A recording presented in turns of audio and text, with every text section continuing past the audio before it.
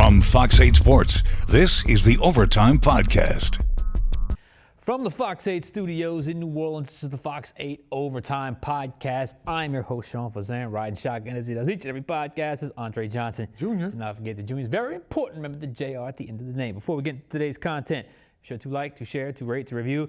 If you are watching us on YouTube, do us a favor, hit that subscribe button, get the bell notification for when we drop that fire content. Also, hello to the Gulf Coast Sports and Entertainment Network. Glad you have found us here, and we've been on this channel a lot today.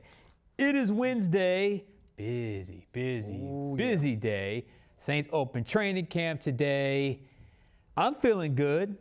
I'm still going, got the adrenaline going from all day worth of work, but I still got enough in the tank to keep going with this pod. How you feeling today? You know, it took a while. I don't typically believe in being awake at 8 a.m. in the morning. I'm more of a 10:30, 11 a.m. kind of guy, but, you know, for Saints training camp day one, we all woke up a little bit early, got there, you know, saw everything, and it was a pretty active day, a short practice. It felt good out there for you guys. Yes, I was expecting record-breaking heat. Instead, we got a little breeze, got a little cloud cover, and usually when you get breeze and cloud cover in the summer, you're waiting for the downpour. It never came.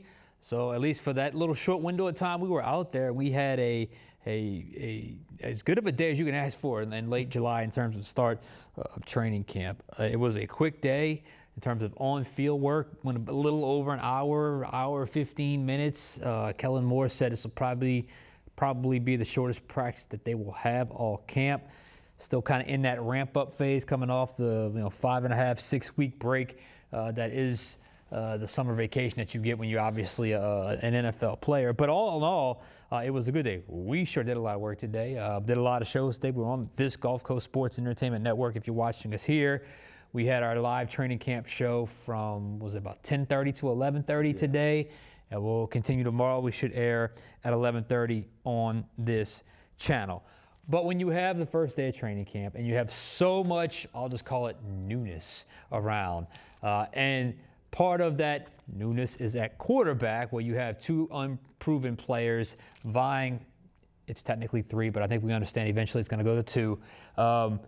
That's obviously where we had to go with the big picture today. Not just the first practice of camp, but specifically the signal callers. Yeah, I mean, we've been talking about it since April when they drafted Tyler Shough. Rattler versus Shough, the battle for QB1. We saw it a bit in OTAs. We saw it a bit in minicamp. And all we kept saying is, man, I can't wait until training camp when it's 11 on 11 and we can really see these quarterbacks separate themselves from each other.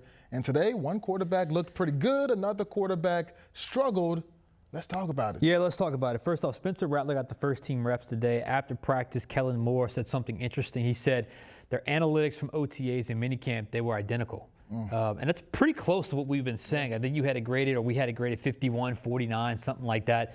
So the fact that they had it viewed as identical and we were, very close, just goes to show you it was a close race in the offseason.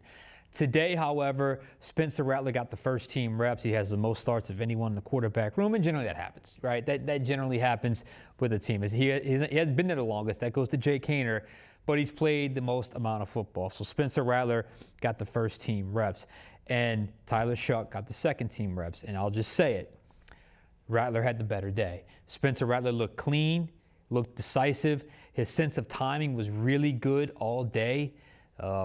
I don't think he threw an incompletion. They didn't throw a whole lot of passes. There was 4 passes thrown in 7-on-7. I think there were 2 passes thrown in the final team period and 1 pass thrown in the first team period. But I just think overall, he just felt more comfortable with the speed of the game, how the windows open, the windows close. It's a new offense for him. It's a new offense for Tyler Shough. I just felt like you can tell, because at this point last year, he was struggling a little bit with the timing. He was struggling with a little bit of, okay, I got to get the ball out right here because that window was open, now it is closed. And I think you saw that learning curve take place to where now his first day of practice, he looked pretty good from a decisive standpoint, accuracy standpoint. He threw during 7-on-7, that skinny post to Chris Olave, about 15, 20 yards. You'll hear from Olave a little bit later today in this podcast. He had a nice throw to Mason Tipton on the sideline. And there wasn't a lot of there was a few really good plays. There wasn't a lot of wow plays, but he just looked like he was more comfortable operating the entire offense.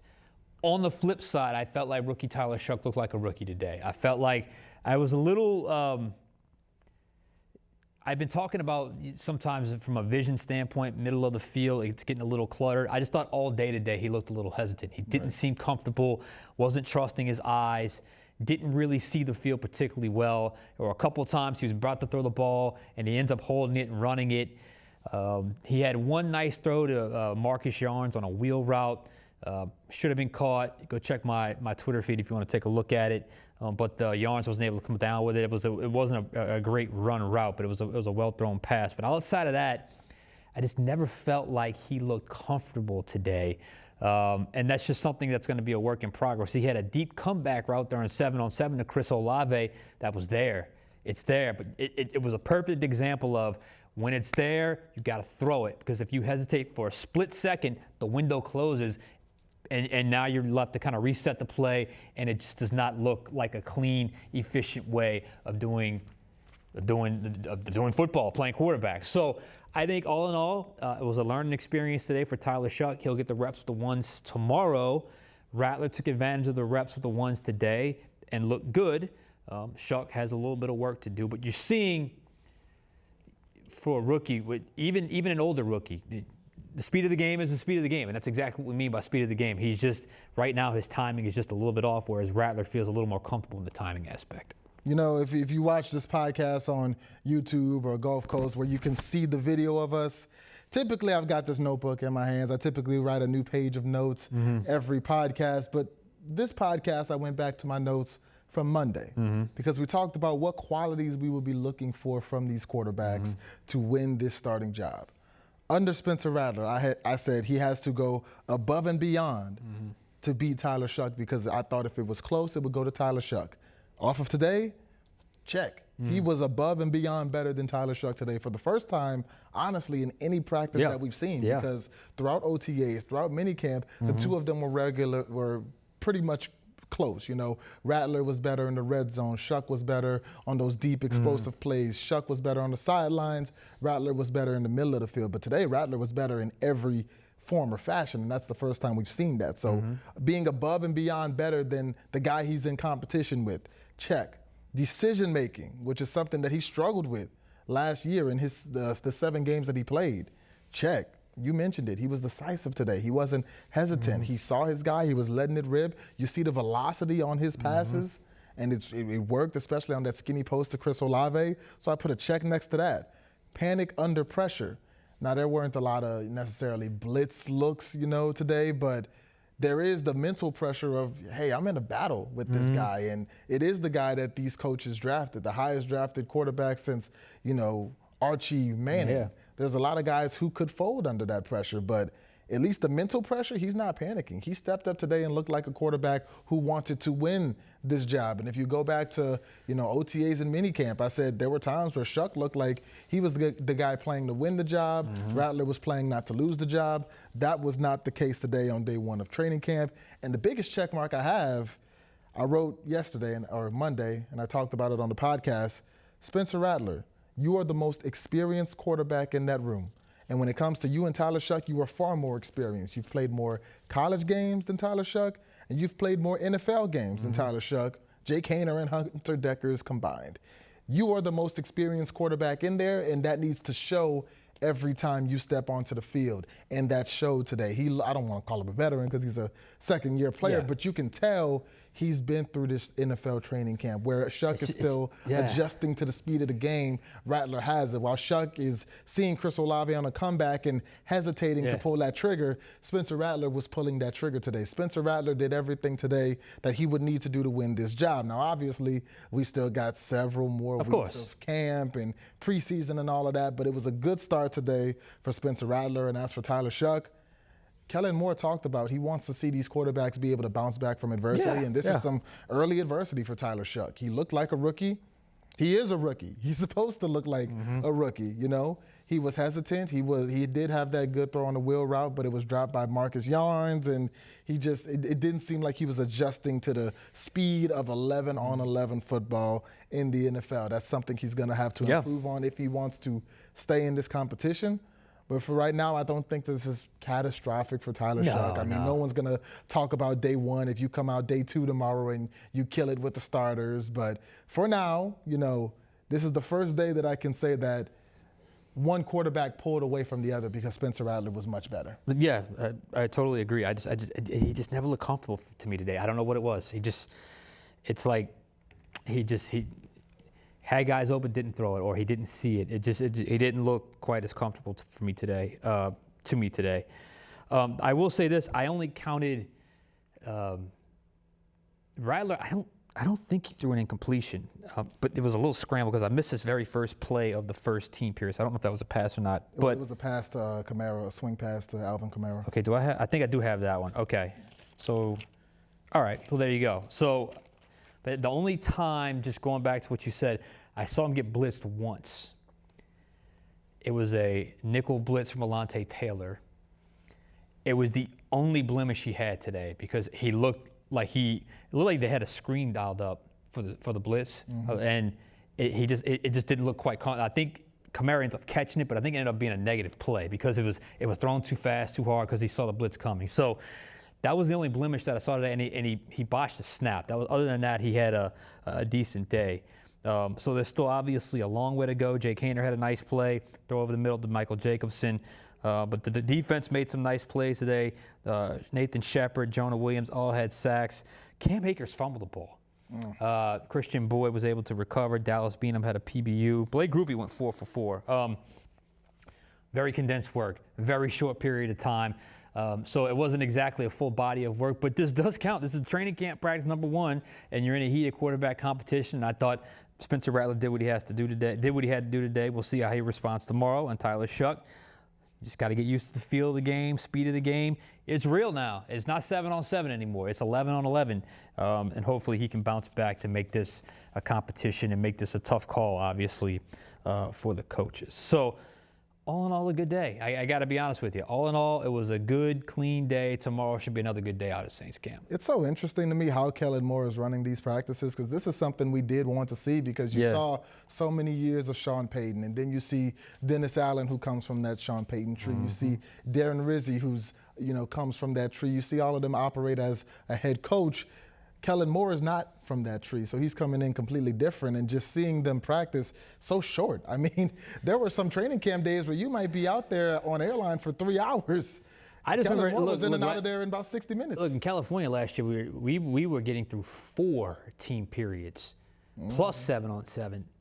Today there was 2 team periods, and one of them was very, very quick. So just give you an idea of how they're just choosing the ramp up process as opposed to getting all diving in head first with as many reps as possible. Yeah, and I mean, this is a team that went through more injuries in one season last year than probably any NFL team that you can remember off the top of your head. So if this slow ramp up period, this building up process helps them stay healthier in the long run, especially outside of quarterback, you've got a good amount of veterans on this team. You know, this is not Cam Jordan's first training camp. This is not Demario Davis's first training camp. Justin Reed's first training camp. We thought it would be. It wouldn't be Tyrann Mathieu's first training camp, but he retired out of nowhere on us on Tuesday. But you've got a team full of veterans. So this slow ramp up period, especially if it has something to do with trying to keep this team healthy, I don't mind it.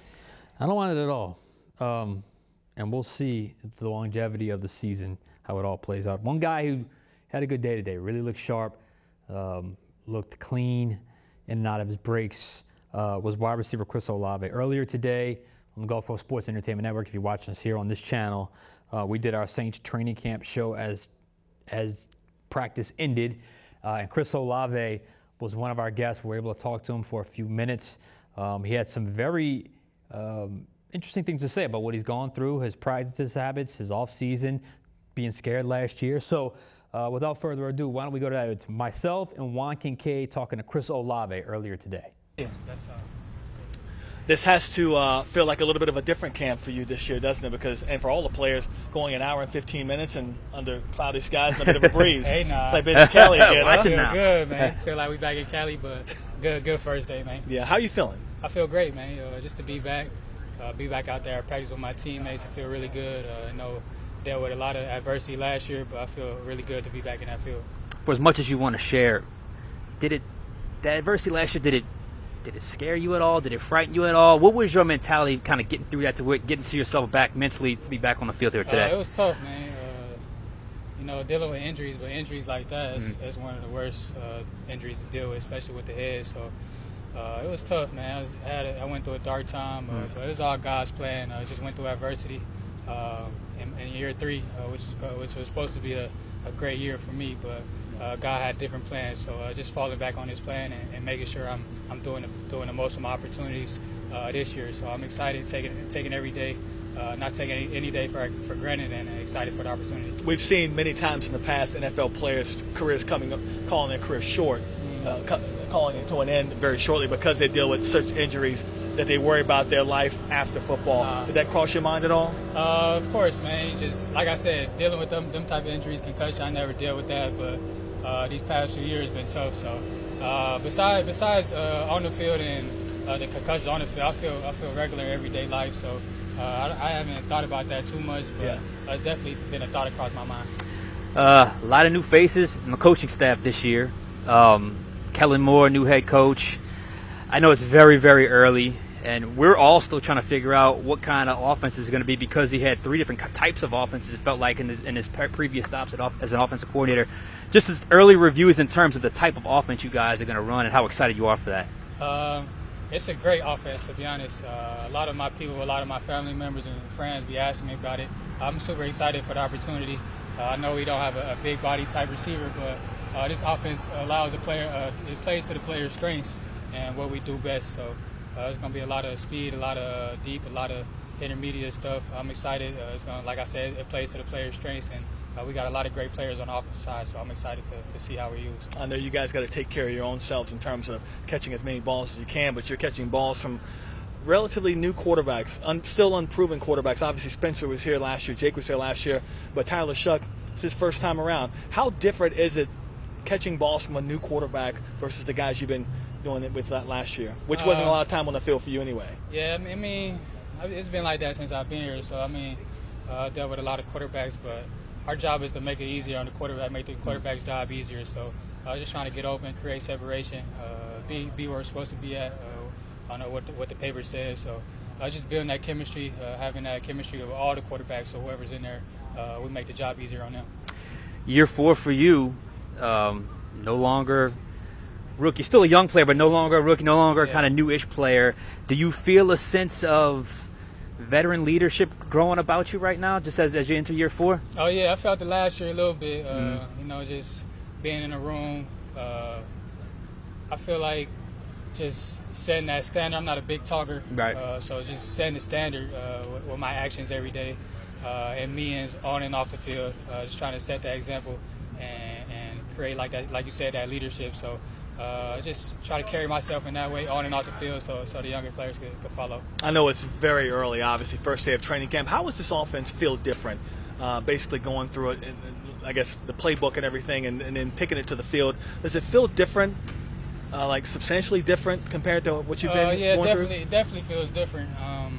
Like I said, we got a new guy behind the center, but it doesn't feel different as far as the players. All the players are kind of the same. We're building that chemistry from last year with the first 2 games and the first part of the season where we was clicking. So I feel like we just got to all stay healthy. It's a new scheme, but it's kind of the same players, so we're all getting used to it. Routes look clean today, man. The routes look really clean today. That skinny you caught over the middle of the field from Spencer on the 7-on-7. I know you ran a comeback. I know Tyler didn't quite deliver it, but I thought the routes look clean. How much did you focus on getting it out of your breaks clean, creating separation? That's always been part of your game, but how much did you focus on that this offseason? It was a huge focus, man, especially coming from last year. I had a point to prove last year, trying to cement that number 1 receiver. So just getting knocked out for the season kind of put a little chip on my shoulder to come back even better this year. So like I said, it was God's plan, and like I said, taking advantage of every opportunity. I grinded a lot this offseason, really didn't take no breaks. Try to get on the track, try to get in the field. So definitely didn't waste no time. Did you get any off-season work in with your teammates? Oh yeah, me and Sheed was. Yeah. I was working. Good to see him back here too. I was working with Sheed. His pops is a track coach, so oh wow, we was out there, and Cali was working on the track, so I got some good work with him. Yeah. Good to see him back out here. He looked good. Oh, didn't yeah, he looked real good. I'm excited for him. I'm just curious. You said wide receiver 1. I think you have that in you. I really do. Do you have stat goals going into a season? Numbers like 75 catches, 1,500 yards, 9. I mean, do you have any kind of goal that you write down? Oh, yeah, or of course. I'm gonna keep You that don't to want to myself. jinx it. I'll keep that to myself. But man, my number one goal is to win, man. You know, I come from Ohio State. Yep. Losing one game or 2 games is not okay in the season. So since I've been here, we haven't made the playoffs, or I think we had one season with a winning record. So just trying to cement that, trying to build that culture, passing it from me to the other person, just passing it to everybody around. That losing is not okay. So just trying to win around here and get back to having fun. Does it feel like a rebuild to you? Oh no. I don't do that, man. You don't do that. I'm on a team. We ain't doing no rebuild. Yeah. I'm just trying to win. Yeah. I don't care who we got on the team. I feel like everybody's good in the NFL, so it just come down to schematically winning plays, and we just got to win it at the end of the day. Does it bother you that the people outside the building are seeing this team as struggling to get to at least 4 or 5 wins this year? And Nah, man. We don't really pay attention to that. I mean, everybody has the goals. The media has the goals for every team, but at the end of the day, everybody's 0-0 at the beginning of the year. We all get 17 games. It's not everybody get a fair chance, so we're just trying to get in that dance. All right, could be good. Yeah. All right. Chris Olave, thank you, man. Appreciate Yes, sir. it. All right, so that's Chris Olave. Talk with Juan Kincaid, myself. First things first, I don't know if you noticed, sitting there, he looks a little heavier to me. He looks a little, in a good way, because he's a naturally slim guy. But he definitely looks like he put on some more muscle. I don't know what his actual playing weight is this year. It's probably somewhere around 190. It's probably a good weight for him. He'll gain some strength, but not necessarily lose some speed. I thought today he was really, really good route running. I mean, you can tell the details in his, breaking down, in and out of his cuts to create that separation, going up and get the ball. The throw from Rattler, it was not a perfect throw. He had to go up and get that ball. And look, those are the balls where you get hit. He himself knows that more than anyone else. But I think, look, given the offseason he had, the season he had a season ago, for him to come back in phenomenal shape and look good on the first day, to me, is a very good sign for Chris Olave. And you heard it there. He wants to be a 1. Yeah. He wants to be a 1. And we didn't get a chance to talk about it in the interview, but he's got a contract coming up soon. Receivers are getting paid right now. Garrett Wilson, his college teammate, just got paid about a week ago. So there's all kind of motivation for Chris Olave. First things first, stay healthy, stay focused, and he looked that way today. Yeah, and Chris Olave is a quiet guy. You could tell by just listening to it. Yeah. He's not very loud. He's not necessarily going to come out and make a big boisterous statement, but Chris Olave was talking like somebody who has a bit of a chip on his shoulder. Mm-hmm. He's somebody who probably feels like he has something to prove, not just to himself, but also to the league. I mean, I'm sure he hears the noise around the league about people expecting the Saints to be one of the worst teams this year in the NFL. I know he hears that.